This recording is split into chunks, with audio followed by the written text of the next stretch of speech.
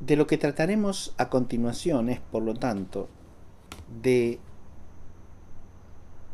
mostrar la unidad entre el fin personal y el fin universal.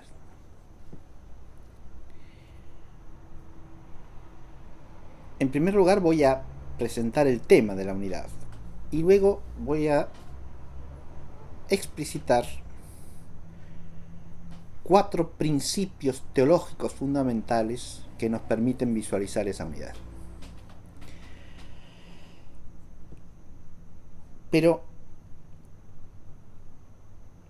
el tema de la unidad ya está claramente presente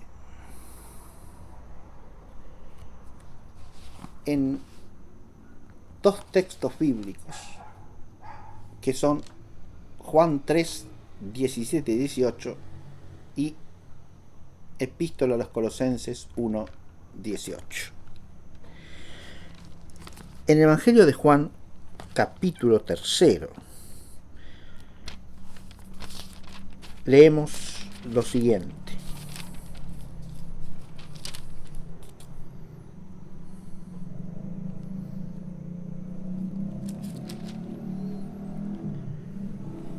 Pues Dios no ha enviado a su Hijo al mundo para que juzgue al mundo, sino para que el mundo sea salvo por él. El que cree en él no es juzgado. El que no cree ya está juzgado porque no creyó en el nombre del unigénito Hijo de Dios.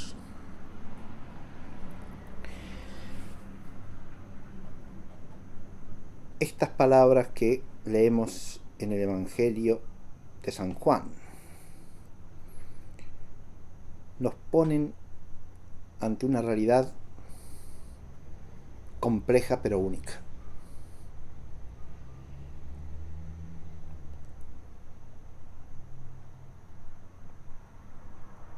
El versículo 17 hace hincapié en que en su primera venida el Hijo no ha sido enviado al mundo para que juzgue al mundo, sino para que el mundo sea salvo por medio de él.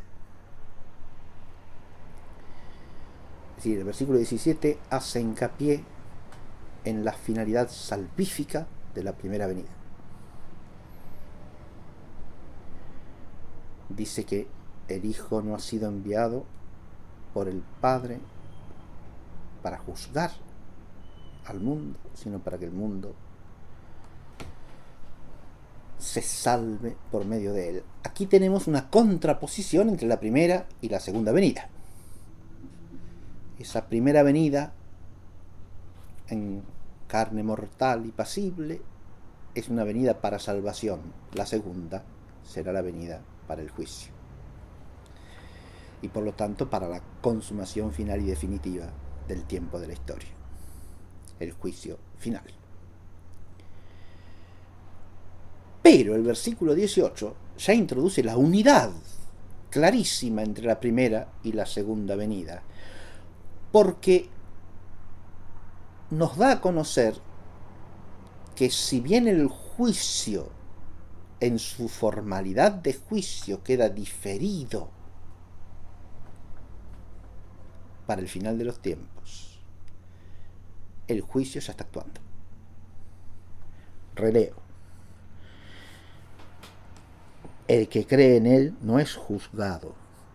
El que no cree ya está juzgado porque no creyó en el nombre del unigénito Hijo de Dios. Y continúa en 19. Y el juicio consiste en que vino la luz al mundo y los hombres amaron más las tinieblas que la luz porque sus obras eran malas.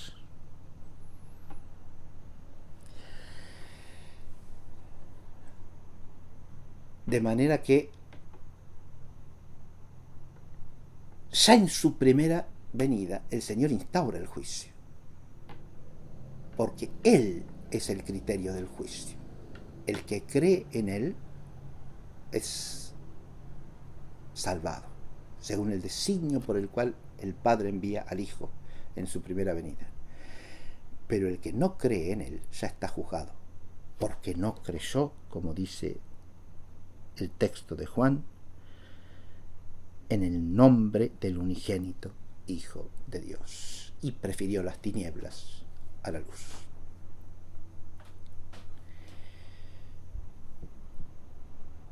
Esta realidad misteriosa de un juicio que ya está instaurado, pero que todavía no está consumado, muestra la unidad entre la primera y la segunda venida. Y cómo la tensión entre el tiempo en que la realidad histórica llega a su plenitud por la venida del Verbo en carne y el tiempo en que llega a su fin último por su segunda venida, para juzgar en gloria y majestad a vivos y muertos e instaurar el reino que no tendrá fin, ese reino que ya está iniciado en su primera venida, la tensión entre ambas cosas es al mismo tiempo una unidad. Esto es lo que hay que visualizar y no perder de vista. Esto es lo que nos permite advertir cómo la escatología personal también y la escatología universal son dos aspectos de una realidad única. Pero también para advertir eso hay que tener en cuenta el misterio de Cristo. El otro texto no se refiere al juicio, sino que se refiere a la resurrección, porque leemos en Colosenses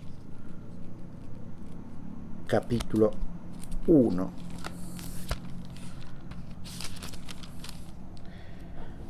versículo 18, lo siguiente: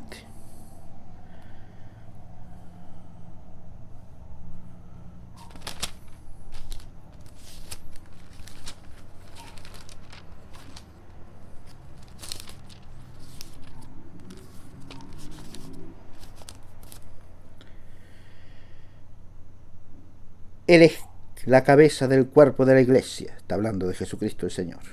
Él es el principio, el primogénito de los muertos, para que tenga la primacía sobre todas las cosas.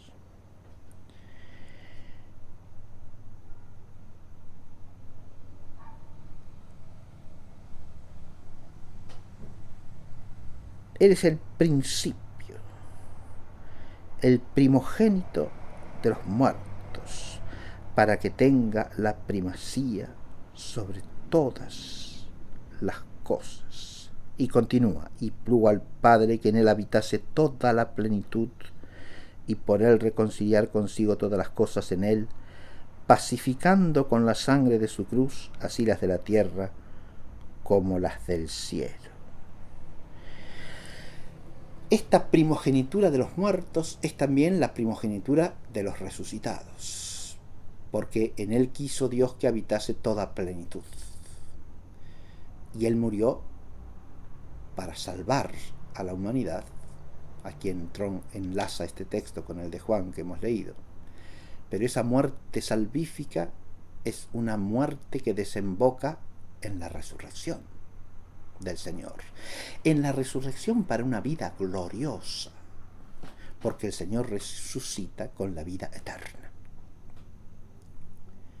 Su humanidad es primogénita de los muertos y de los resucitados, o dicho de otra manera, de los muertos para la resurrección, de los que mueren para resucitar con vida eterna. Y así es la cabeza del cuerpo que es la iglesia. El Señor es aquel en cuya vida participamos por el bautismo, que, como dice Pablo también, implica ser muerto, sepultado y resucitado con Cristo en Dios. El Señor,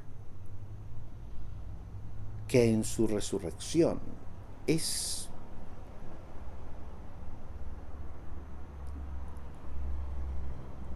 el primogénito de los resucitados, es por lo tanto aquel en quien ya está cumplida desde su resurrección la figura definitiva del reino. Su humanidad es humanidad resucitada.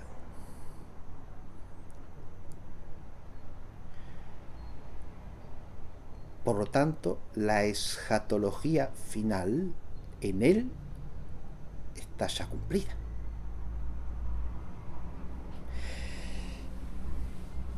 Así como en el tema del juicio, en él o por él el juicio en realidad ya está hecho, y cuando venga, vendrá a manifestar, a revelar con su presencia definitiva la sentencia final, pero el juicio ya está.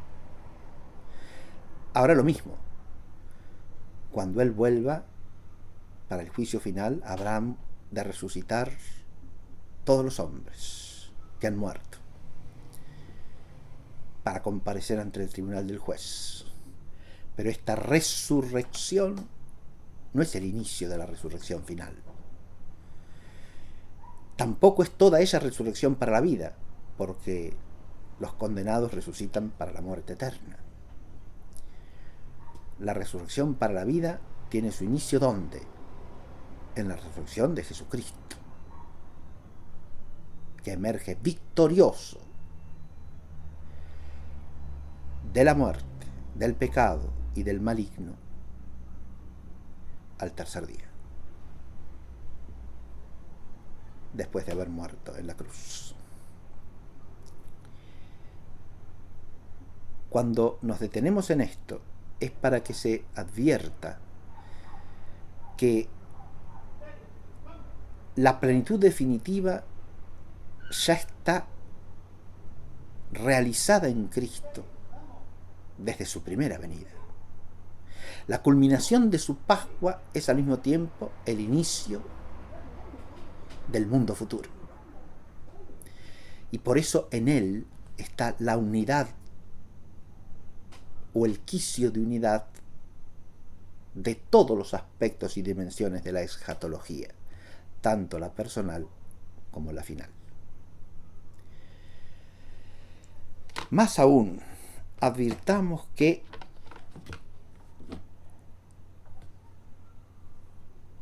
el misterio de la Asunción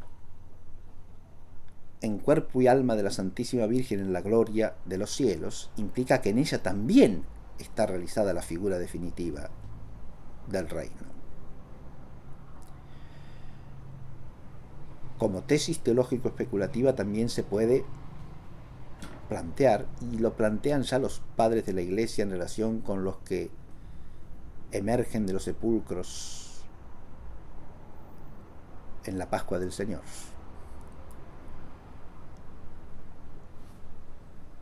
Si no hay otros también resucitados junto a Cristo y María en el cielo.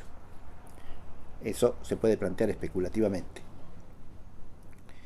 Y es perfectamente una tesis conforme a la fe el aceptar la respuesta afirmativa. Es perfectamente posible y hasta probable que existan otros resucitados junto con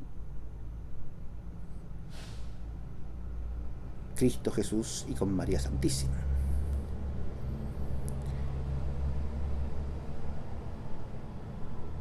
Pero con certeza de fe dogmática,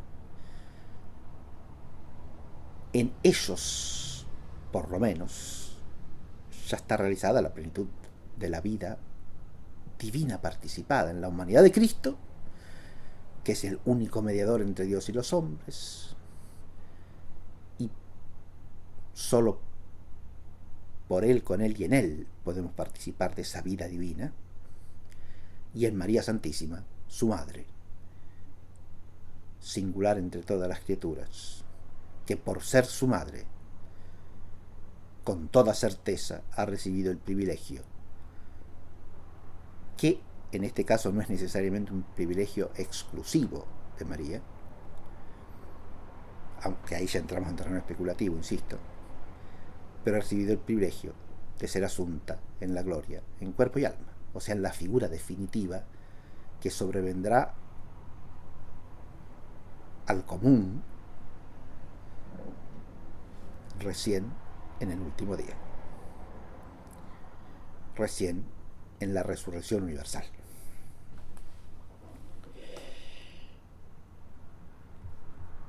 Pero tanto en el tema del juicio como en el tema de la resurrección, lo que quiero enfatizar es la unidad de la doble escatología y la tensión de unidad entre la primera y la segunda venida.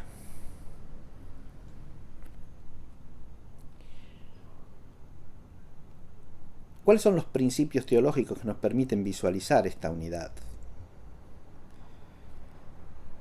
Primero que nada,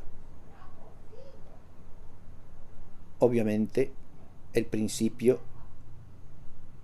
que podemos llamar crístico o cristológico, del Logos encarnado y redentor, único mediador entre Dios y los hombres y sumo sacerdote de la nueva y eterna alianza.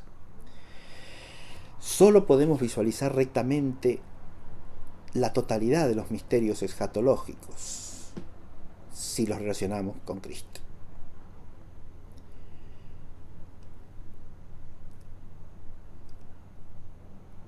Es con el misterio de Cristo que hay que relacionar la doble venida y por lo tanto la doble instancia escatológica, la instancia que introduce el fin en el tiempo, la realización del fin en el tiempo y la instancia que consuma esa realización de una vez y para siempre. Porque esas dos instancias están asociadas a Él como Logos encarnado y redentor, Rey soberano del cielo y de la tierra y sumo sacerdote de la eterna y nueva alianza. Esta mirada nos permite contemplarle a Él como el fin mismo. Él es el fin mismo, porque Él mismo es el reino. Esta identidad entre Cristo y el reino, que ha sido predicada ampliamente por los santos padres de la Iglesia, porque Él es el reino en su ser personal.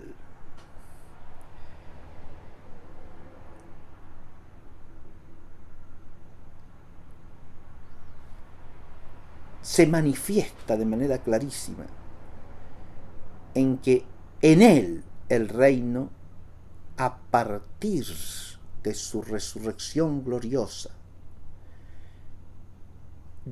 de su ascensión a los cielos,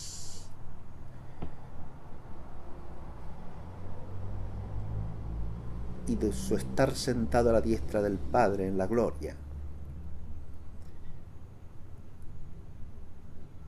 el reino ya está consumado, podríamos decir, ya está iniciado en su consumación. Y por lo tanto, a partir de allí, todo lo que queda del tiempo de la historia es un atraer todo lo que está en el tiempo hacia esa consumación, que llegará a su forma definitiva cuando Él venga en gloria y majestad a juzgar a vivos y muertos y establezca el reino perfecto que no tendrá fin, el reino consumado.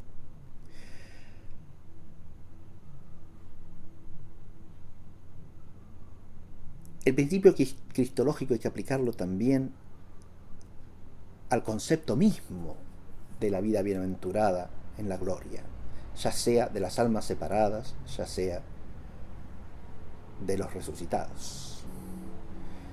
Porque no podemos entender adecuadamente la visión beatífica, la luz de la gloria, el amor o el ágape participado perfecto en el reino glorioso. No podemos entender nada de eso, digo, si no es por analogía con la beatitud de Cristo, de la beatitud que se da en la humanidad de Cristo. Hay que desarrollar esto, ya implicaría hacer un curso aparte, pero estoy estableciendo el principio en esta clase simplemente, recordando que hay que atender un principio cristológico para poder entender bien qué significa, por ejemplo, el conocimiento que tendremos de Dios cara a cara.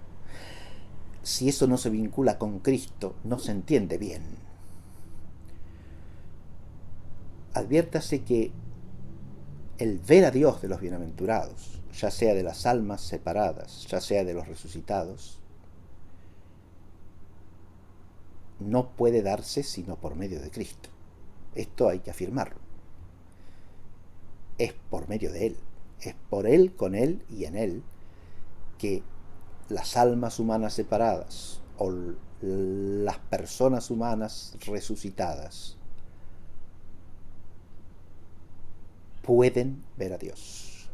Primero que nada porque esa visión es estrictamente de orden sobrenatural y no puede darse sin un don sobrenatural que nos viene por la mediación de Cristo,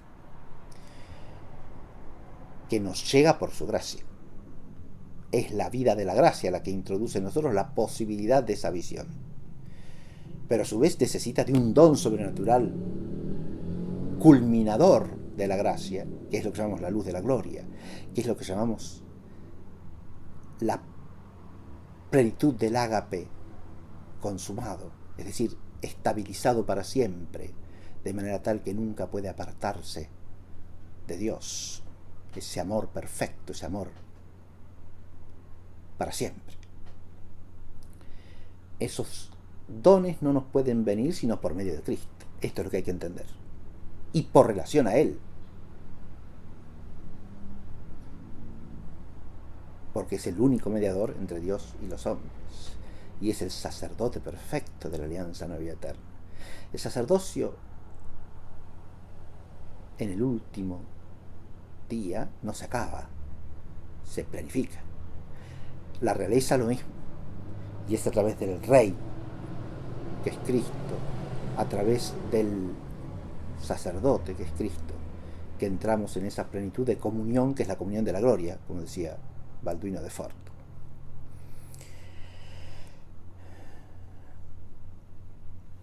También podemos pensar en qué medida esto nos lleva o tiene una dimensión mariológica también, ¿no?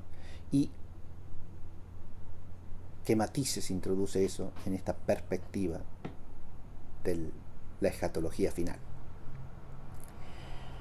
El segundo principio es el principio que podríamos llamar trinitario, porque no podemos considerar adecuadamente la consumación final sino como participación en la vida trinitaria. Cuando nosotros hablamos de vida divina en cristiano, no hablamos de otra vida que la vida trinitaria.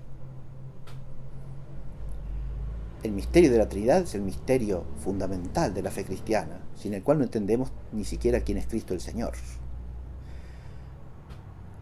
Cuando hablamos de la visión de la esencia divina, a veces podemos olvidar que no estamos hablando de un conocimiento intelectual abstractivo de la naturaleza de Dios. La visión del ser divino en la gloria, ya sea por las almas separadas, ya sea en los cuerpos resucitados.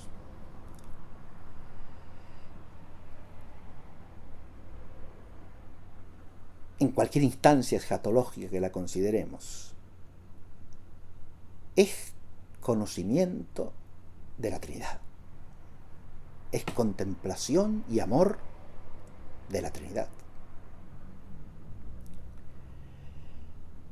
Y no puede ser otra cosa. Ya por la fe sabemos que el ser más íntimo de Dios es ser Padre, Hijo y Espíritu Santo.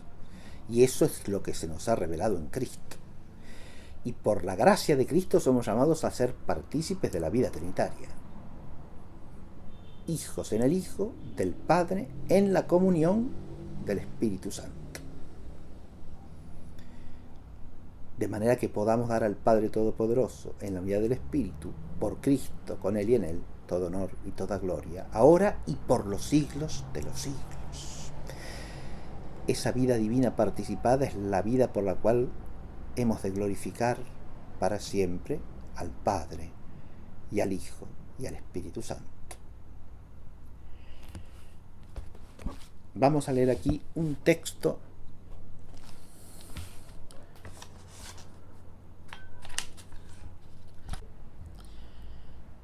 de Orígenes en su exposición de la epístola a los romanos, que dice así: San Pablo llama al Espíritu Santo Espíritu de amor. Dios mismo es llamado amor y su Hijo, el Hijo del amor.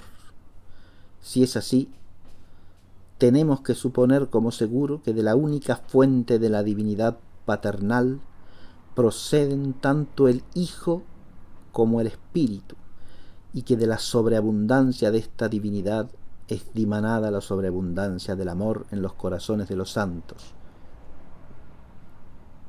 para serlos partícipes de la naturaleza divina, como enseñó el apóstol Pedro, a fin de que por estos dones del Espíritu Santo se cumplan las palabras del Señor: como tú, Padre, estás en mí y yo en ti, sean ellos uno en nosotros, es decir, sean partícipes de la naturaleza divina en la sobreabundancia del amor derramada por el Espíritu Santo. Este magnífico texto del Alejandrino nos presenta la participación en la vida divina y la participación final en la vida divina como participación en el ágape trinitario, en el amor que es Dios, el Padre y el Hijo y el Espíritu Santo. Este principio trinitario hay que aplicarlo constantemente a la escatología y pensarla siempre en todos sus aspectos y en todas sus dimensiones, entitativa y operativa, espiritual y corporal.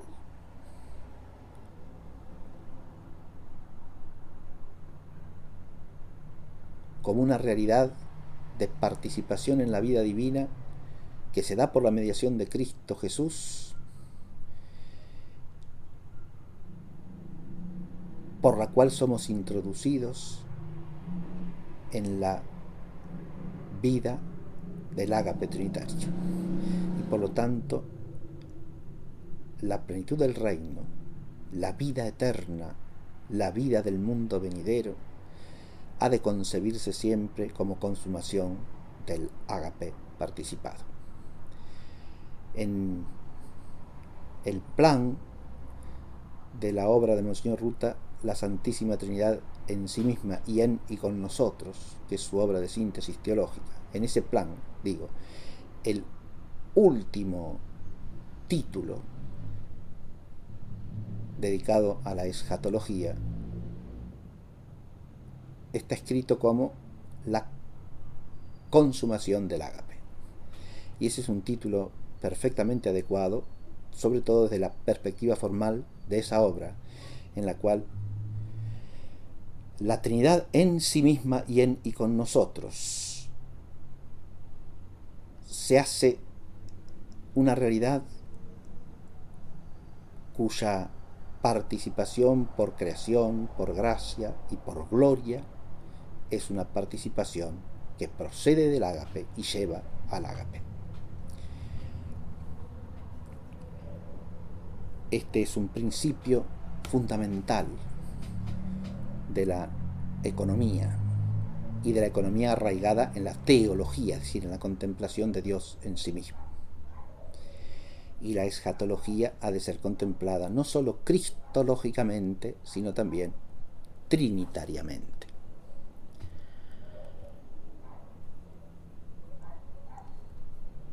El tercer principio es el principio eclesiológico.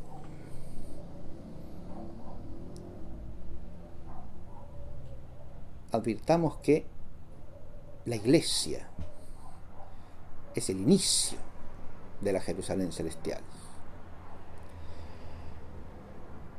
y que además la Iglesia, que empieza a estar consumada en su cabeza, que es Cristo resucitado,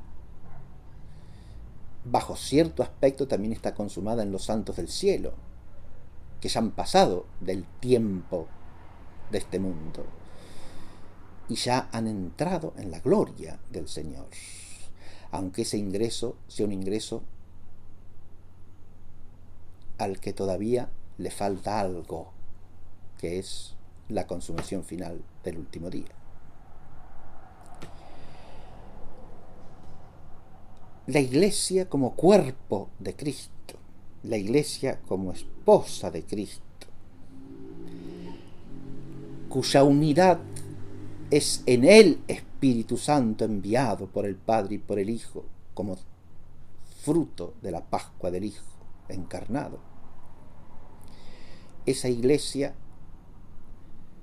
une también, lo mismo que el misterio trinitario y el misterio cristológico, la primera instancia escatológica de la primera venida con la última. La Iglesia que empieza a existir, fundada por Cristo, y que en toda su realidad vital en el tiempo es el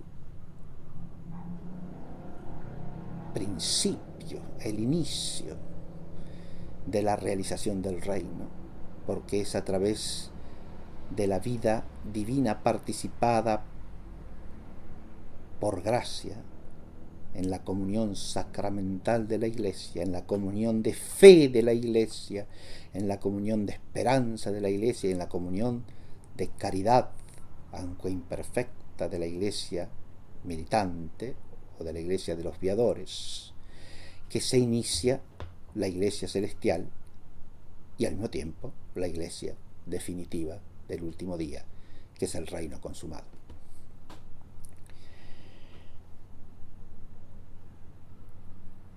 Esa Iglesia es un conjunto de llamados. En la reflexión de los padres de la Iglesia hay un principio interesantísimo que liga la escatología individual con la universal. Lo desarrolla sobre todo San Agustín. San Agustín en la Ciudad de Dios medita ampliamente sobre esto, y también en otros textos como en el Enchiridion de Fides et Caritate. El tema es que las almas de los benditos en la gloria del cielo aún están en expectación de dos cosas, según San Agustín. La primera, de sus cuerpos, y la segunda, de que se complete el número de los elegidos, eso de que habla el Apocalipsis, es decir, que se complete la sociedad, la comunidad de los llamados a participar la beatitud del reino. ¿Cómo haya de entenderse esa expectación? Es un problema interesantísimo, porque es una expectación que no implica esperanza, en cuanto que estos bienaventurados del cielo ya contemplan a la Trinidad Santísima, tienen una beatitud que bajo cierto respecto es final. Por lo tanto, la esperanza ya está cumplida. Pero hay expectación dentro de la visión. Y esa expectación se liga al hecho de que la totalidad del tiempo de la historia todavía no está consumada. Acá ya nos vamos adelantando al próximo punto. Pero es precisamente porque el misterio de la Iglesia nos permite visualizar esta complejidad de la relación entre el tiempo y la eviternidad de la gloria, entre el tiempo y la vida eterna.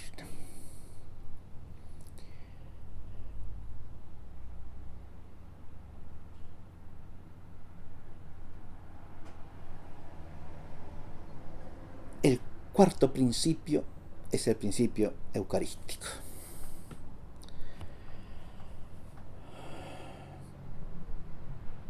O podríamos decir el principio de la gloria eterna como final acción de gracias, final alabanza y final comunión.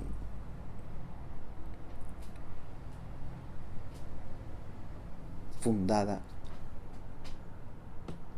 en el sacrificio redentor de Jesucristo el Señor.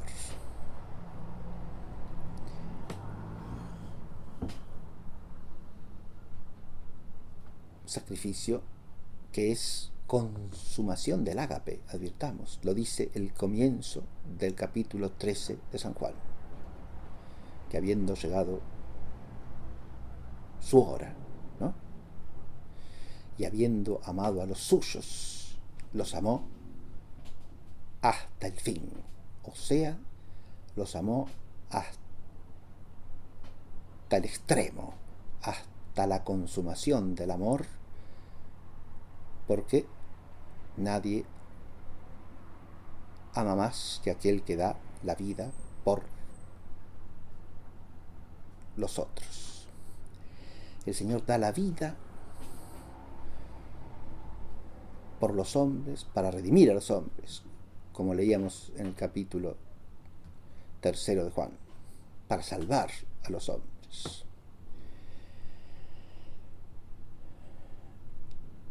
Y esa obra del ágape, que es el misterio de la cruz, es el misterio de una cruz que abarca la totalidad de la creación. Es una cruz cósmica, es una cruz universal, es una cruz cuya inmensidad no puede ser medida por el hombre. Su altura, su profundidad, su anchura son inmensurables.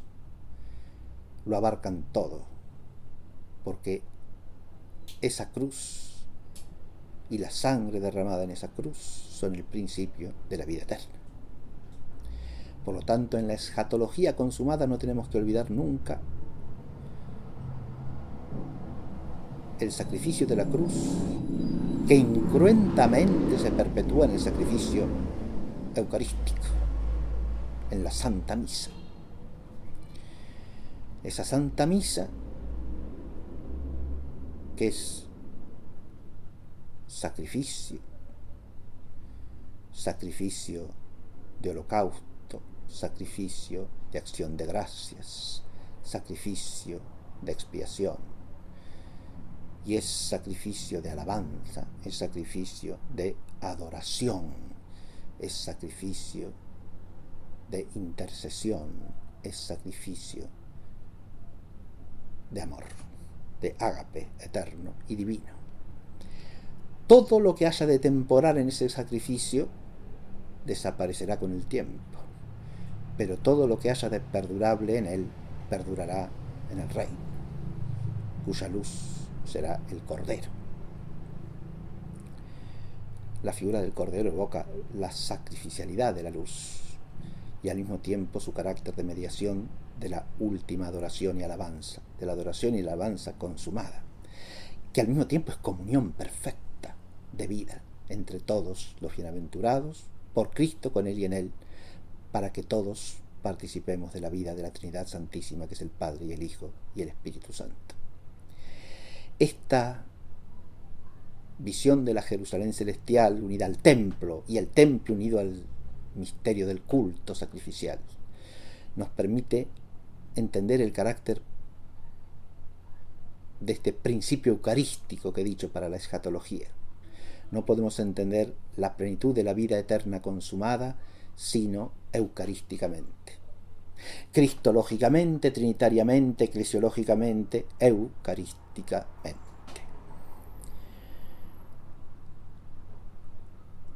Esto hace hasta la dinámica misma del misterio pascual. Ciertamente que la muerte en la cruz es para la resurrección. Cristo no resucita para morir, sino que muere para resucitar. Pero Cristo no muere para morir, muere para la resurrección. Pero a su vez la resurrección es ¿para qué?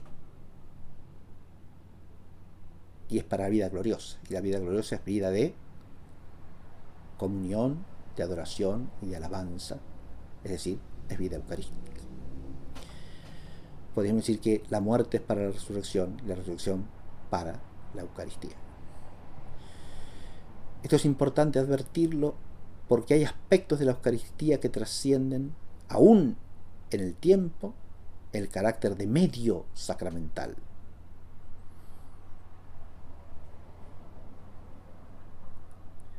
El misterio sacramental, en su dimensión temporal, es un medio de la vida divina participada. Pero el misterio eucarístico tiene al mismo tiempo razón de fin de la vida divina participada. Porque vivir en la gracia, es decir, vivir unidos a Cristo, tiene por fin la alabanza del Padre por Cristo con él en la comunión del Espíritu. Eso no es medio, eso es fin. Esa doxología final del canon romano no nombra un medio, nombra el fin de todos los fines, que es la glorificación del Padre por el Hijo en el Espíritu. Esa glorificación es la que se consumará en el último día como vida eterna.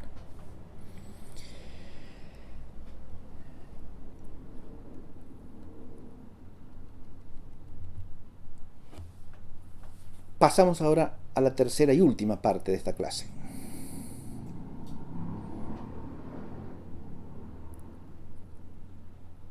De lo que quiero ocuparme ahora es de una cuestión especulativa, ampliamente desarrollada por los escolásticos, la del constitutivo formal de la beatitud eterna. Pero antes de entrar en eso, a modo de introducción, quiero tomar una línea que ya he presentado al hablar de los principios de unidad de la escatología,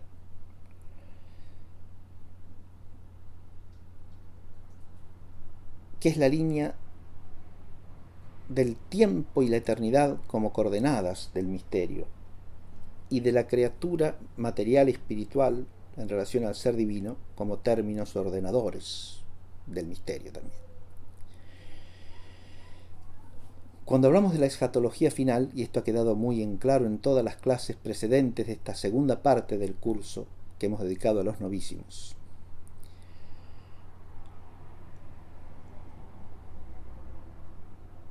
todos los misterios particulares de la escatología universal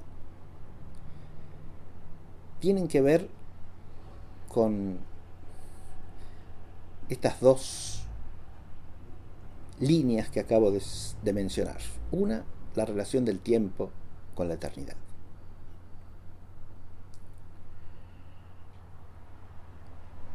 Y lo que hay que entender en relación con el fin último, con la consumación final, para poder relacionar la escatología personal con la universal, es que lo que llamamos la escatología personal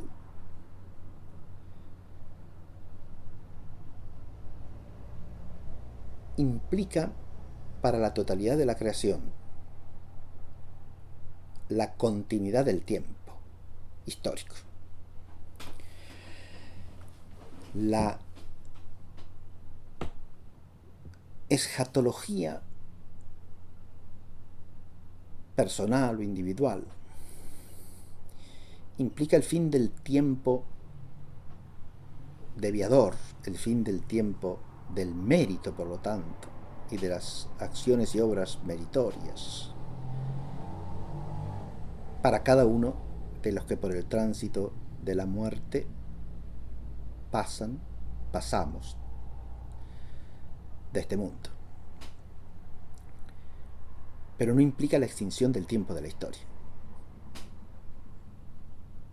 sino que se da junto con ese tiempo de la historia. Y en cualquier escatología hay que pensar si hay relación entre ese tiempo de la historia y la escatología personal individual, y parece que sí. Toda la praxis cultural de la Iglesia parece responder unánimemente que sí. Cuando invocamos a los santos como intercesores, a los santos del cielo, cuando estos se manifiestan a los hombres que vivimos en el tiempo, y existen múltiples relatos de manifestaciones de santos,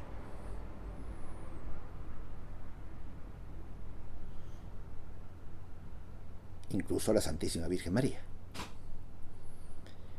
Esas manifestaciones implican una intervención de ellos en el tiempo de la historia y una cierta relación con ese tiempo. Por lo tanto, en esa escatología personal todavía hay una dimensión de la realidad creada que perdura y que está, al menos por relación real, presente aún para los santos del cielo. Y esa dimensión es el tiempo histórico. Ahora bien, lo que sigue a la segunda venida del Señor, es decir, la consumación final del reino, implica la extinción de ese tiempo. Ahora ese tiempo es asumido y trascendido en la eternidad.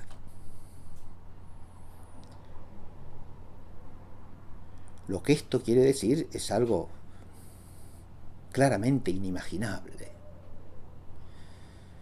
No digamos absolutamente ininteligible, porque precisamente el esfuerzo de la inteligencia creyente y de la teología es tratar de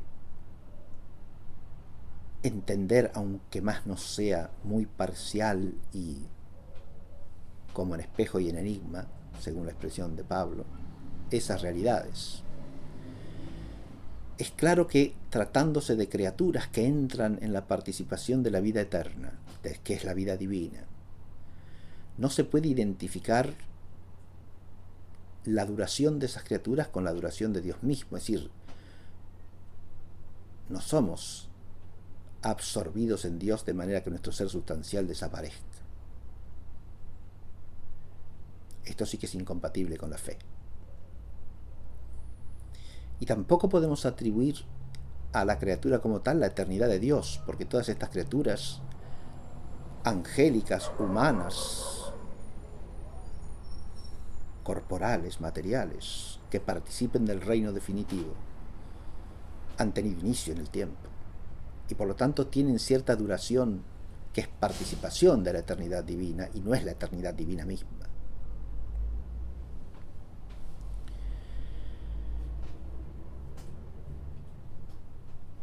Si en esa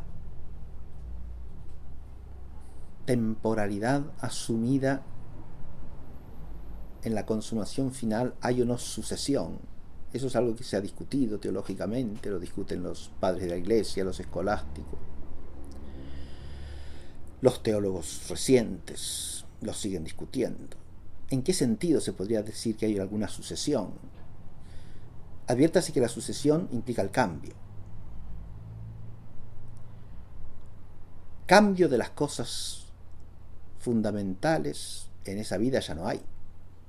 Y por lo tanto hay una simultaneidad que se da de alguna manera, pero que tampoco puede concebirse como idéntica en sí misma a la eternidad de Dios, porque es una eternidad participada.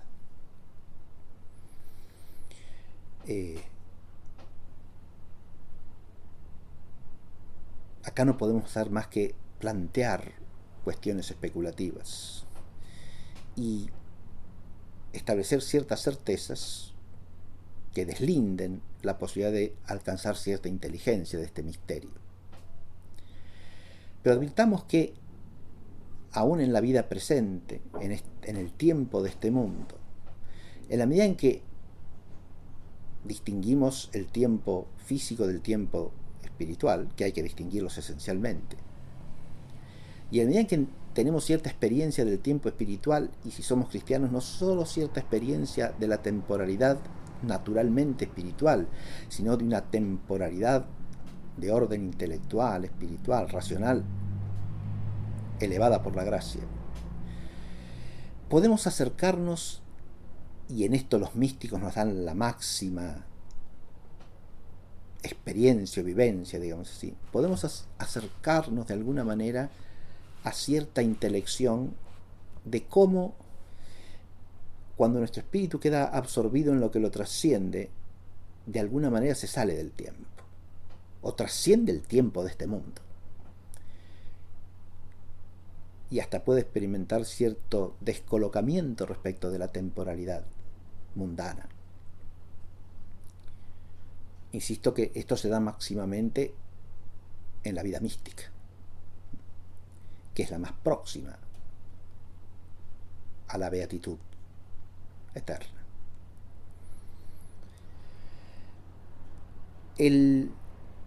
La otra dimensión que hay que tener en cuenta, he dicho, es la del tipo de criatura de que tratemos, porque es obvio que el sujeto primario de la beatitud, o sea, de la vida divina participada, son las criaturas racionales. No podemos hacer de la criatura no racional partícipe de la vida divina,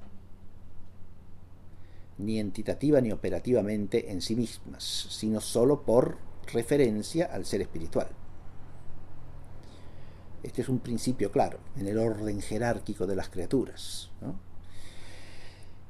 Aquí nos ayuda aquel principio que, si bien tiene origen en la filosofía griega, tiene una clarísima aplicabilidad y un sentido propio en la tradición de la revelación bíblica, del hombre como microcosmos o como síntesis de toda la creación, porque en la naturaleza humana se da el ser espiritual y el ser corporal al mismo tiempo, y en ese sentido la naturaleza humana es mediadora entre la vida espiritual y la vida corporal, y entre el universo espiritual y el universo material, porque la humanidad entera es espíritu y materia. Y esto está claramente advertido en la economía revelada. El designio eterno de Dios eleva este carácter de microcosmos del hombre a un plano superior. ¿Por qué? Porque el mediador único entre Dios y los hombres es el hombre Cristo Jesús, a saber, la naturaleza que en la economía divina es mediadora, es la naturaleza humana. Y es mediadora para ella misma, entre Dios y los hombres, la naturaleza humana de Jesucristo, obviamente, y a través de ella y con ella la de todos los suyos, los hijos en el Hijo.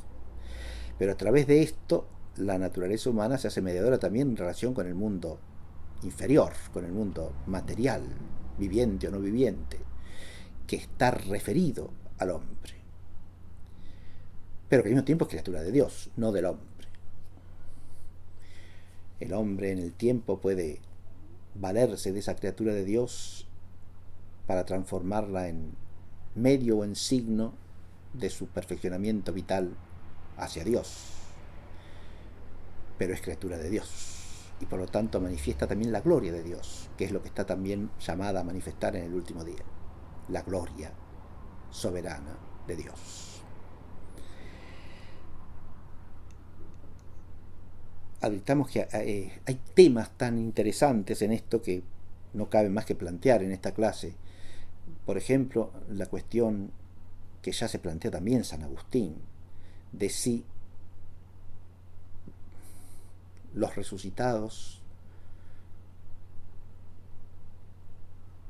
santos verán a Dios aún con los ojos corporales. Esa cuestión que San Agustín plantea la retoman todos los escolásticos. Santo Tomás responde negativamente, sosteniendo que a Dios no se lo puede ver con los sentidos. Y es claro que directamente no, pero no parece tan claro que indirectamente no se lo pueda ver, es decir, reflejada su gloria en las criaturas corporales y aún en la corporeidad de los santos, ¿no?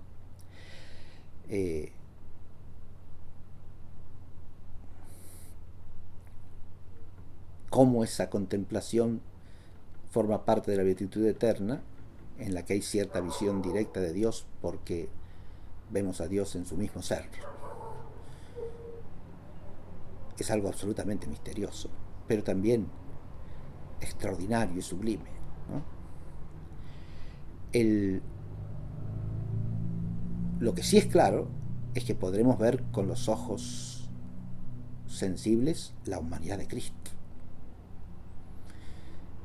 También es claro, como dicen los padres y los escolásticos, que cabe ser, y lo dice San Agustín también, que cabe una visión de lo material sin necesidad de los sentidos.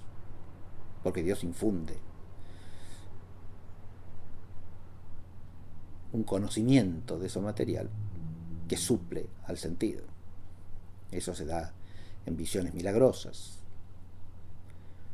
por imágenes infusas en el alma, aun cuando los sentidos no actúen. Se puede dar perfectamente. Pero una cosa es ver a través de imágenes y otra cosa es ver la cosa en sí misma a través de los ojos como instrumentos de la sensación, ¿no?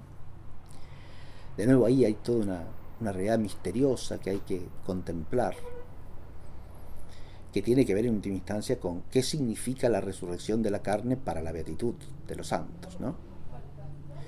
Sobre esto también existen múltiples cuestiones posibles. Si lo que se añade es una mera extensión accidental de la beatitud o intensidad mayor de la beatitud. Todo eso son cuestiones especulativas también muy importantes que deben ser meditadas y argumentadas con todo el rigor posible, pero en las que no vamos a entrar en esta clase porque, insisto, no hacemos más que introducir esta problemática. Con solo ya pensar la cuestión, si la clase insta a pensarla, es más que suficiente. Cómo se relacionan todas estas dimensiones de lo espiritual y lo corpóreo en la vida bienaventurada eterna, es decir, después de la resurrección, ¿no? A veces suele plantearse como ¿qué añade la resurrección de la carne a la beatitud de los santos que ya están en el cielo? ¿Añade algo o no añade nada? No se puede decir que no añade nada porque eso haría de la resurrección un misterio irrelevante. ¿Cómo va a ser irrelevante el misterio de participar en la resurrección de Cristo? Pero hay que entender qué es lo que añade. Por otra parte, no se debe exagerar lo que añade como si las almas no fuesen ya bienaventuradas en la gloria del cielo y no contemplasen ya el ser mismo de Dios por Cristo con él y en él, porque de hecho son las almas el sujeto propio de esa contemplación en la beatitud celestial. Así es que no se debe disminuir ni lo uno ni lo otro. Acá de nuevo hay una tensión que conservar, que para nuestra mente finita y acostumbrada a la experiencia de las cosas de este mundo, ya el conservar la atención del doble dato es algo que implica un enorme esfuerzo, ¿no? Mucho más el tratar de entender cómo es eso y cómo hay que entenderlo con precisión. Esta introducción la quería poner como pórtico de la reflexión sobre el constitutivo formal de la beatitud eterna, pero no sin leer algún texto para concluir con esta reflexión introductoria a esta tercera parte de la clase de San Agustín, al que he mencionado ya varias veces. Insto a los que oigan esta clase a leer completo el libro 22 de Civitate Dei, cuyo tema es precisamente el fin de la ciudad de Dios.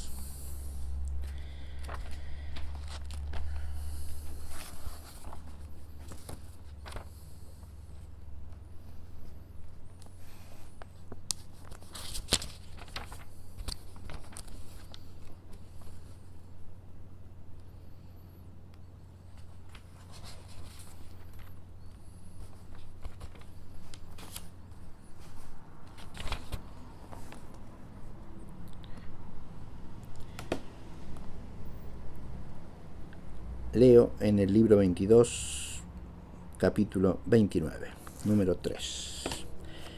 Pero surge también la cuestión de si le verán mediante los ojos del cuerpo cuando los tengan abiertos. Porque si aquellos ojos espirituales en el cuerpo espiritual tienen solo el mismo poder de los que tenemos ahora, sin duda no podrán con ellos ver a Dios. De suerte que tienen que ser de muy distinto poder si mediante ellos, poder acá traduce potencia, han de ver aquella naturaleza incorpórea que no está contenida en un lugar, sino que está toda en todas partes. Porque al decir que Dios está en el cielo y en la tierra, no podemos decir que tiene una parte en el cielo y otra en la tierra, sino que está todo en el cielo y todo en la tierra. No alternativamente, sino lo uno y lo otro a la vez, cosa que no puede criatura alguna. Así la penetración de los ojos de los santos será muy poderosa. Es claro que está hablando de los santos ya resucitados, está hablando de la gloria definitiva, está hablando de la vida eterna en la ciudad de Dios. Así la penetración de los ojos de los santos será muy poderosa, no precisamente para ver con mayor agudeza de la que se dice tienen las serpientes o las águilas, pues por mucha que tengan esos animales para ver, no pueden ver sino cuerpos. Ellos la tendrán para ver incluso las cosas incorpóreas. Quizá esa penetración de la vista le fue dada pasajeramente a los ojos del santo Barón Job cuando éste dice al Señor: te conocía solo de oídas, ahora te han visto mis ojos. Por eso me retracto y me arrepiento, echándome polvo y ceniza. Aunque también puede entenderse esto de los ojos del corazón, de que habla el apóstol al decir: tened iluminados los ojos de vuestro corazón. Y acordémonos esto lo digo aparte del texto de San Agustín, acordémonos de la bienaventuranza que dice: bienaventurados los puros de corazón, porque ellos verán a Dios. Y que a Dios se le verá con estos ojos cuando se le llegue a ver, no puede dudarlo cristiano alguno que acepte fielmente lo que dice el Divino Maestro: bienaventurados los limpios de corazón, porque verán a Dios. Pero de lo que tratamos aquí es de si será visto también con los ojos corporales, no con los del corazón. Efectivamente, las palabras "y verá toda carne la salvación de Dios" pueden entenderse sin dificultad como si dijera "y verá todo hombre al Cristo de Dios", que ciertamente fue visto en su cuerpo, y en su cuerpo será visto cuando juzgue a los vivos y a los muertos. Que Él sea la salvación de Dios nos lo demuestran muchos otros testimonios de las Escrituras, pero lo declaran sobre todo las palabras del venerable anciano Simeón, que al recibir a Cristo niño en sus brazos exclamó: ahora, Señor, según tu promesa, despides a tu siervo en paz, porque mis ojos han contemplado tu salvación. Podríamos seguir con este texto maravilloso de San Agustín, que con su mirada teológica aguda y profunda siempre plantea cuestiones cruciales, aunque no llegue a responderlas del todo. Pero esta cuestión que él plantea aquí no se puede resolver fácilmente y con unilateralidad excluyente. Es cierto, como dice Santo Tomás, que el sentido, en cuanto está ligado a un objeto formal por naturaleza, que es de orden corpóreo, no puede ser potencia que capte lo que es absolutamente inmaterial, como es el ser mismo de Dios. Esto es claro. Pero al mismo tiempo, es claro, como aquí insinúa con toda nitidez San Agustín, que sí veremos con los ojos del cuerpo al Señor Jesucristo en su humanidad, que sí es visible. Pero ahí se plantea otro problema. Para verlo en su humanidad gloriosa, ¿bastan los ojos de la carne? No, ciertamente. Así como para ver lo que es efecto de la gracia en un cristiano cualquiera, no bastan los ojos de la carne, sino que esos ojos tienen que estar elevados por la gracia de la fe, de la esperanza y de la caridad. Solamente los ojos iluminados por el lumen gloriae, por la luz de la gloria, podrán ver al Señor en su gloria. Y esos ojos son los ojos de los resucitados para la vida eterna, ¿no? Ojos iluminados por la luz de la gloria, que es la plenitud de la gracia santificante. Ahí entendemos también por qué el que por sus actos quedó privado de la gracia no puede entrar en la luz de la gloria y no puede ver a Cristo. Tampoco con los ojos de la carne, salvo bajo cierto respecto, pero no en su gloria. No puede ver la gloria del Señor con ese conocimiento de que habla el texto de Juan que aludimos al comienzo de la clase. La vida eterna es que te conozcan a ti, el único Dios verdadero, y al que tú has enviado, Jesucristo. Ese conocimiento que es comunión de vida es lo que no se da en el que ha rechazado el amor de Dios, el que ha rechazado el ágape eterno y por lo tanto la participación en él.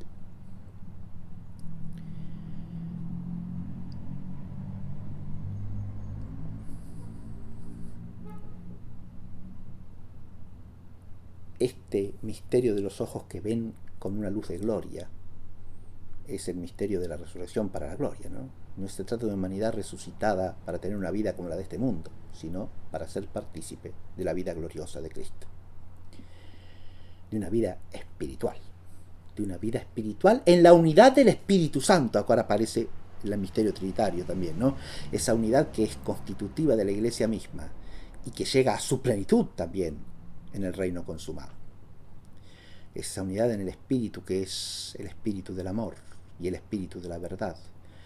Es esa unidad en la comunión del Espíritu la que alcanza ahora su consumación gloriosa. Y es la que permite que aún el cuerpo sea instrumento de la glorificación de Dios para siempre. Un cuerpo sobrenaturalizado, un cuerpo glorificado, un cuerpo gloriosamente agapizado, por decirlo de alguna manera, es decir, un cuerpo gloriosamente transformado en instrumento del amor divino participado. Lo mismo pasa con la voz.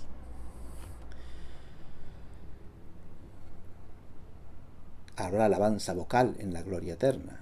Y claro que sí, ¿no? Porque el canto será expresión del júbilo de la gloria. ¿Cómo será ese canto? No lo podemos ni imaginar en absoluto.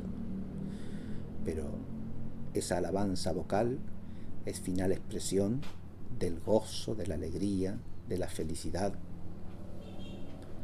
de los que, viendo a Dios, aman plenamente y perfecta e inamisiblemente a Dios. Hecha esta introducción, un poco larga quizá, pero necesaria, paso a considerar brevemente esa cuestión disputada entre los escolásticos que podemos llamar del constitutivo metafísico formal de la beatitud eterna. Esta es una cuestión especulativa, claramente. No es una cuestión donde haya respuesta de fe. Para que la respuesta especulativa sea coherente con la fe, tiene que respetar ciertos principios, ciertamente, que son inseparables de la fe. Por ejemplo, ¿de qué hablamos cuando hablamos de esto? Perdón, el constitutivo formal de la beatitud eterna. La beatitud eterna implica varias cuestiones en cuanto a su constitutivo formal, pero acá hablamos del constitutivo formal operativo, es decir, qué acto en el hombre partícipe de la gloria es el que constituye formalmente, o sea, esencialmente, el estado de la beatitud eterna. Esta pregunta en sí misma ya presupone otras cuestiones antecedentes, porque hay que ver si ese acto o operación está ligado a cierto hábito o estado inseparable del acto, y a su vez a cierta relación que trascienda lo que es intrínseco al propio beatificado en la gloria definitiva.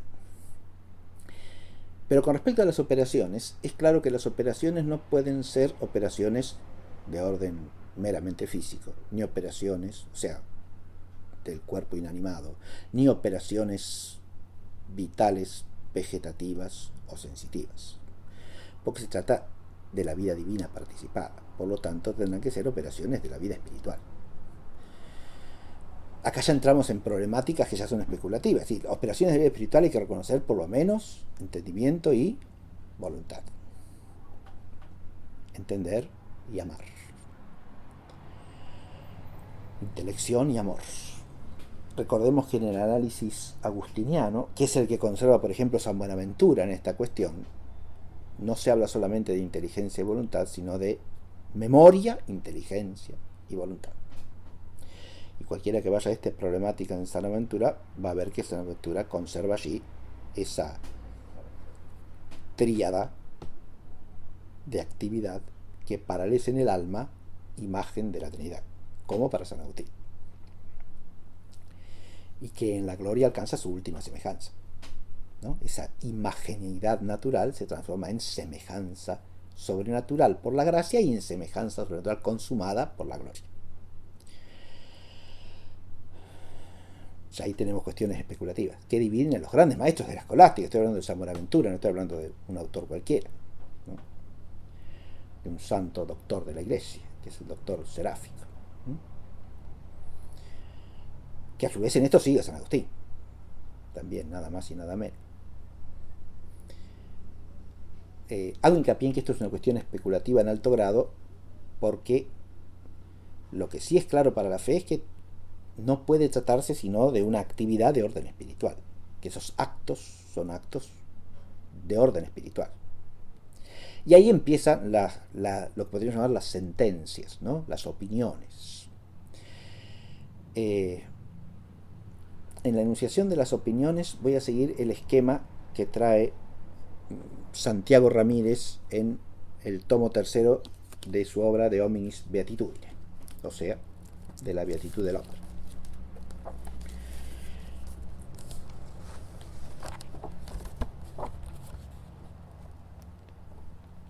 Santiago Ramírez enuncia al respecto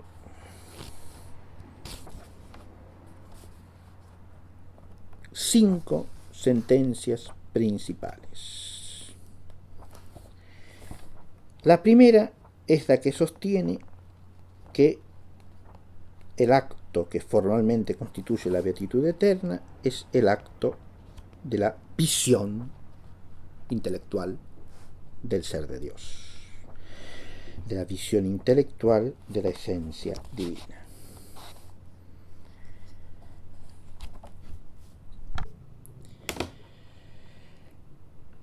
La primera sentencia entonces es la de los que sostienen que formalmente la beatitud se constituye, o esencialmente consiste en el solo acto del intelecto. Esta es la sentencia de Santo Tomás de Aquino, de Hervé de Nedelec, de Durando de San Porciano, de Capriolo, de Dionisio el Cartujano, de Cayetano, de Kelling, del Ferrariense.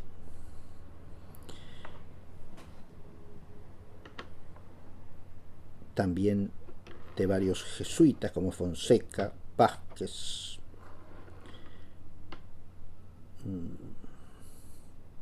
Pech, Villot, entre los más recientes que sostienen la tesis, el cardenal Villot. Muy bien. Esta es la primera tesis. La segunda opinión es la que sostiene que esencialmente la beatitud se constituye por el solo acto de voluntad. Solo acto de voluntad.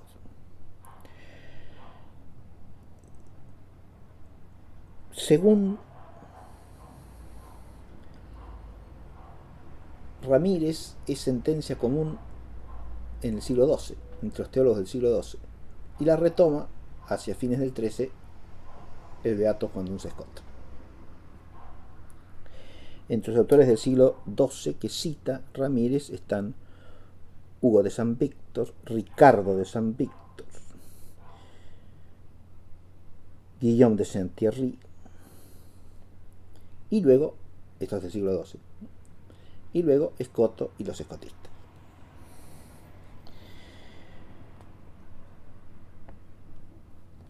Obviamente que cuando se habla de Escoto y los escotistas puede afinarse el asunto, porque en qué consista precisamente el acto de voluntad, o sea, el amor que es constitutivo de la visión beatífica, también es objeto de distintas sentencias, ¿sí? Según el propio Escoto, es el amor de amistad hacia Dios beatificante.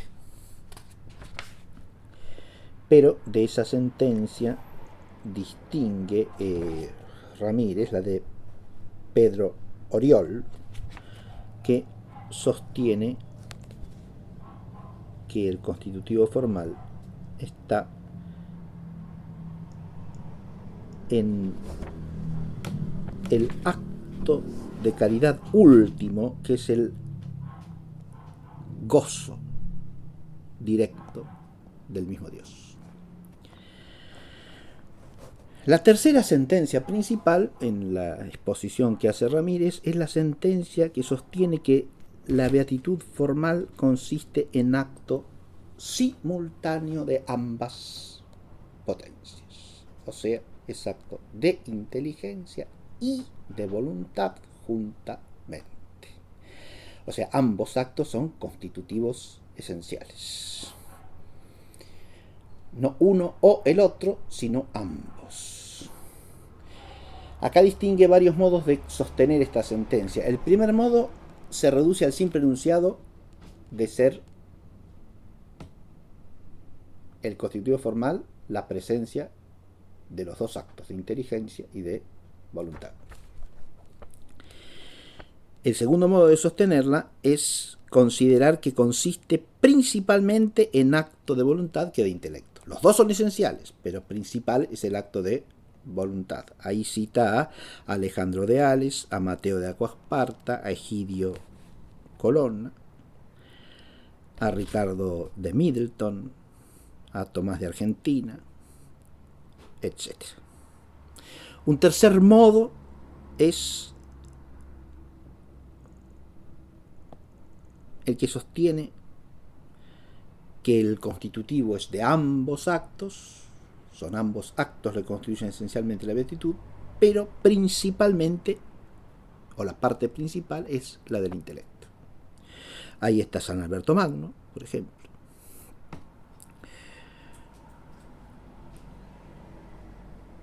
Que lo sostiene de una manera particular,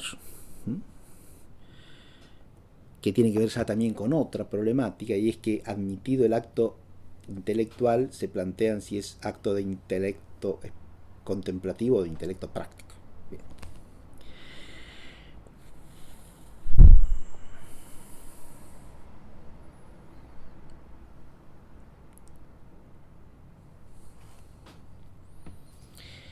Y la sentencia de Alberto, que sostiene que son ambos actos, pero principalmente el de voluntad, sostiene que el acto principal es el acto del intelecto práctico y posteriormente, o en sentido posterior a este, el acto de voluntad.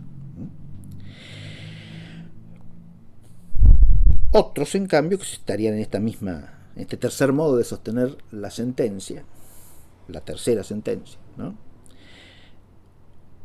sostienen que ese acto de intelecto principal, al que sigue consecuentemente el acto de voluntad, es acto de intelecto especulativo, contemplativo. Ese es el caso de Molina, de Suárez, de diversos suaristas como Muncunil, Veraza, Mastrio, etc. Bien.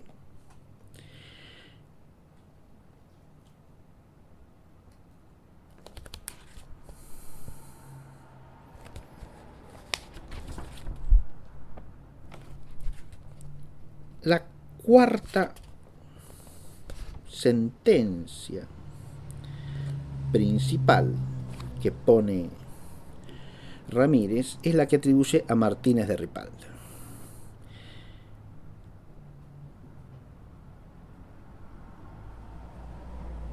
Que sostiene que se constituye formalmente por acto de inteligencia y de voluntad como partes homogéneas de la beatitud. Es decir, las dos, podemos decir, formando un todo homogéneo, el acto de intelecto que es visión y el acto de voluntad que es amor, como dos partes homogéneas integran la beatitud. Formalmente. Bien. La quinta sentencia, pero que está de alguna manera fuera de la serie, quasi extra seriem, dice Ramírez, es la de San Buenaventura y Juan Peckham. ¿Y por qué está fuera de la serie? Porque San Buenaventura no pone el constitutivo formal en operaciones o actos de inteligencia o de voluntad o de ambas, sino en algo preoperativo, en algo que es entitativo. La beatitud formal es la deiformidad de la gloria o la imagen de similitud, según San Buenaventura, que debe responder a la imagen de recreación o gracia, como ésta responde a la imagen de creación o naturaleza. Fíjense que estamos en una línea muy afín al texto de Balduino de Canterbury, ¿no?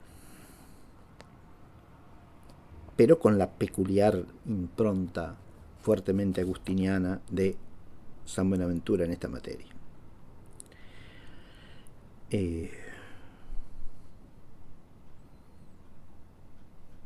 Hay tres dotes del alma beata que son consubstanciales a la gloria, que constituyen formalmente la beatitud. Esas tres dotes son el don de visión que sucede a la fe y se da en el intelecto, el don de tensión o comprensión que sucede a la esperanza y se da en la memoria, y el don de fruición que completa la caridad y corresponde a la voluntad.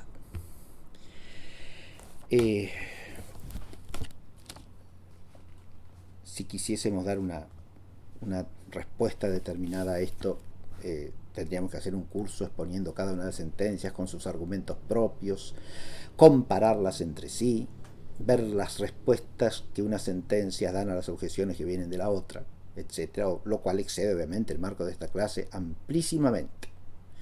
Solamente digo dos cosas. La primera es que parece, o que a mí me parece razonable, que ninguna de las sentencias por sí sola da el todo de la respuesta. Estas sentencias, que son todas sumamente inteligentes y profundas, parecen, en mi opinión, atenerse a cierto aspecto del asunto, pero difícilmente puedan considerarse como satisfactorias. El hecho de que grandes teólogos hayan discutido esto y hayan sostenido sentencias distintas nos tiene que suscitar cierto ánimo humilde en esta materia y llevarnos a tratar de aprehender en cada una de las tesis qué es lo que hay de sólido y qué es lo que hay de incompleto al mismo tiempo, que parece ser completado por las otras. Así, por ejemplo, el lado fuerte de la tesis de Santo Tomás, la tesis que pone la constitución formal en el intelecto, está en que destaca el estado de viador y el estado de comprensión como claramente contradistintos, en cuanto que la fe y la esperanza pasarán, dice San Pablo, lo que permanece es la caridad. Entonces, ¿qué distinción hay esencialmente entre el viador y el comprensor? Y que la fe es sustituida por la visión. Es la misma manera de hablar de la escritura. Entonces, la visión, que es acto de conocimiento y por lo tanto del intelecto, es lo que constituye formalmente la beatitud. Y además, como es visión de Dios en su mismo ser, en su misma esencia, en su mismo ser trinitario, esa visión fija a la voluntad, de tal manera que la voluntad se adhiere de modo necesario y perfecto a la plenitud de bien que está a la vista. Sin embargo, la tesis que sostiene que es acto de voluntad y que es caridad también tiene su aspecto fuerte, porque es evidente que lo que nos asimila formalmente a Dios es la caridad. Ahora bien, la caridad es aquello según lo cual seremos juzgados. Y según el grado de perfección de la caridad, será la propia visión. Luego, si del grado de perfección de la caridad depende el grado de perfección de la visión, parece que no se puede decir que el constitutivo formal sea sin más el acto de visión, con una caridad que quedaría fijada consecuentemente. Es decir, bajo cierto respecto parece que hay una prioridad de la caridad. Pero esa tesis también tiene otro aspecto interesante, y es que el conocimiento del ser de Dios como ser trinitario, que es conocimiento personal, parece inseparable del acto de amor, aún en su raíz. Porque el conocimiento de intuición del ser de una persona no es separable del amor que nos dirige hacia ella. No se puede entender como un mero acto de contemplación. Uno puede salvar esa objeción diciendo, bueno, pero la contemplación es precisamente el premio del amor. Y es esa contemplación beatífica, de visión, la que desencadena un amor que tendrá el grado de la caridad previamente adquirida, de la caridad previamente desarrollada en la vida del tiempo, pero que se seguirá necesariamente por la visión misma. Sin embargo, pareciera que las dos tesis se pueden complementar entre sí. Otro aspecto a tener en cuenta es el de la fijación de la libertad o del libre arbitrio de la voluntad, y si esa se da por el simple acto de visión o requiere una relación particular al Espíritu Santo, por ejemplo, que sería una tesis sumamente interesante de desarrollar. O sea, que alcanza a su perfección la unidad en el Espíritu, que es propia de los que viven en la gracia de Dios por el bautismo, y que tiene su raíz en el carácter, pero que ahora ese carácter se hace carácter de los glorificados, y como carácter de los glorificados implica una relación al Espíritu y al amor que fija la libertad, haciendo de ese amor un amor perfectamente firme y estable y unido a la visión que le es consecuente, como fruto del amor mismo. Eso ya es una manera de desarrollar la tesis de Duns Scotus. Pero también las tesis que sostienen que son las dos cosas parecen estar en lo cierto, en mi opinión. De entrada, uno diría que necesariamente hay que admitir los dos actos. La cuestión especulativa afina el problema porque entiende que hay un acto que es el que constituye esencialmente y los otros son consecuentes como propiedades, ¿no? Esta es la cuestión. Pero podría parecer más sensato poner los dos actos como constitutivos, porque si hay una fuente común que es el espíritu, tanto de una operación como de la otra, ¿no? Lo que podemos llamar la mente, el corazón, el ser mismo espiritual del hombre, pareciera sensato decir que la vida entera operativa tiene que ser requerida por eso, tanto el acto de entender como el acto de amar, y que ambos son constitutivos de esa beatitud, como es la tesis de San Alberto Magno o de Suárez, nada más y nada menos. No estamos hablando de cualquier teólogo, ¿no? En ninguno de los dos casos. Dos eximios, el doctor eximio y el doctor universal, ¿no? Que además es un santo doctor. Pero la tesis de San Buenaventura tiene algo de interesante porque nos lleva a otra cosa, y es ciertamente que Santo Tomás habla del hábito del Lumen Gloria, ¿no? Pero así como hay un hábito de Lumen Gloria, también puede decirse que hay un hábito de caridad perfecta. Hábito, además del acto, como raíz del acto. Algo que es un don entitativo, preoperativo, digamos, que pertenece a otra esfera de la realidad del bienaventurado. Eso también es perfectamente posible. Y más aún, esos dones pueden estar ligados a relaciones que se adquieren en el estado final con la Trinidad misma. Bien, no quiero abundar en eso, pero es una problemática en la que tenemos que meditar constantemente, porque es nada más y nada menos que pensar la esencia de la visión beatífica y del amor perfecto al que estamos llamados en la vida definitiva. Vida de contemplación, amor del Dios que es Padre, Hijo y Espíritu Santo.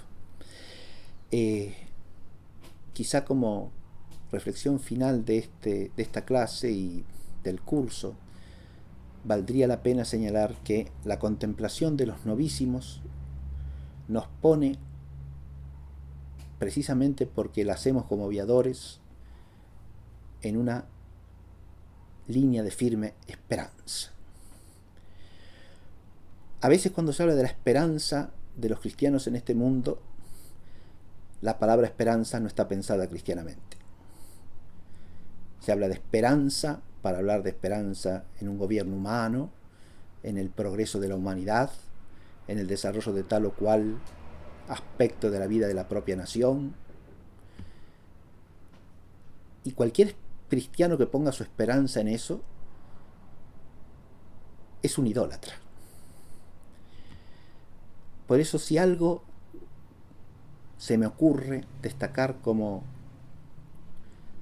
fruto posible fundamental de este curso que hemos desarrollado a lo largo de 2 años, en el primer cuatrimestre del año 2020 y en el segundo del 2021, es que al asistir a estas clases, al oírlas, al reflexionarlas, al meditarlas, al preguntarse a partir de ellas, los que lo hagan, traten de hacerlo en este sentido de vivificar, ahondar, profundizar la esperanza, que es virtud estrictamente teologal. Es esperanza en el Dios que es Padre, Hijo y Espíritu Santo, como el bien sumo al que tendemos y que confiamos alcanzar por la gracia de Jesucristo el Señor. Pidámosle al Padre, por el Hijo, en la unidad del Espíritu, que por el don de su gracia así nos lo conceda. En el nombre del Padre, y del Hijo, y del Espíritu Santo. Amén.